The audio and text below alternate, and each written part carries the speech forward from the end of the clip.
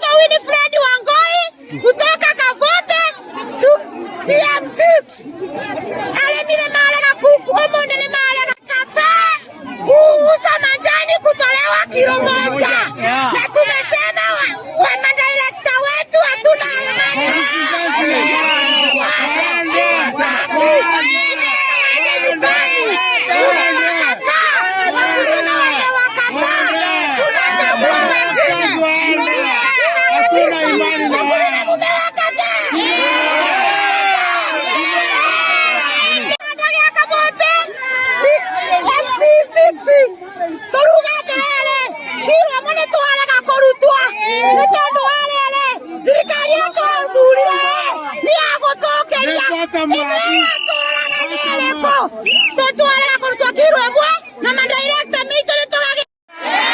Tumekataa watu wa majani chai kununuliwa chai, gari zetu isitoke kwa factory kwa sababu wameanza kutuimba na pesa yetu wamekula.